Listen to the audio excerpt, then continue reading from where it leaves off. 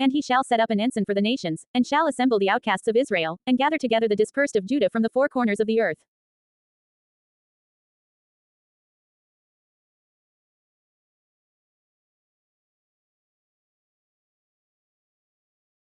Barnes, Isaiah 11:12. And he shall set up an ensign. See Isaiah 11:10. The Messiah shall stand in view of the nations, as a standard is erected by a military leader. An ensign or standard was usually lifted up on the mountains or on some elevated place. Compare Isaiah 18:3. And the meaning here is that the Messiah would be the conspicuous object around which the nations would rally. And shall assemble. This word, asaph, properly means to gather, collect, to assemble together, as fruits are collected for preservation. Exodus 23:10. To collect a people together. Numbers 21:16. To gather or collect gold. 2 Kings 22:4. It may also mean to gather or collect anything for destruction. Jeremiah 8:13. And hence, to take out of the way, to kill, destroy. 1 Samuel 15:6. Here, it is evidently synonymous with the word recover in Isaiah 11:11.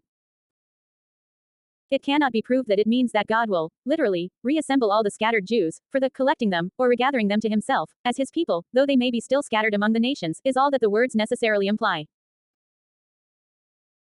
Thus when the word is used, as it is repeatedly, to denote the death of the patriarchs, where it is said they were gathered to their fathers, it does not mean that they were buried in the same grave, or the same vicinity, but that they were united to them in death. They partook of the same lot. They all alike went down to the dead. Genesis 25:8. Genesis 35:29. Genesis 49:29. Numbers 20:24. Deuteronomy 32:50. Refs 5. The outcasts of Israel. The name, Israel, applied at first to all the descendants of Jacob, came at length to denote the kingdom of Israel, or of the 10 tribes, or of Ephraim, as the tribes which revolted under Jeroboam were called. In this sense it is used in the scriptures after the time of Jeroboam, and thus it acquired a technical signification, distinguishing it from Judah. The dispersed of Judah, Judah, also, though often used in a general sense to denote the Jews as such, without reference to the distinction in tribes, is also used technically to denote the kingdom of Judah, as distinguished from the kingdom of Israel. The tribe of Judah was much larger than Benjamin, and the name of the latter was lost in the former. A considerable part of the 10 tribes returned again to their own land, with those of the tribes of Judah and Benjamin. A portion remained still in the countries of the east, and were intermingled with the other Jews who remained there.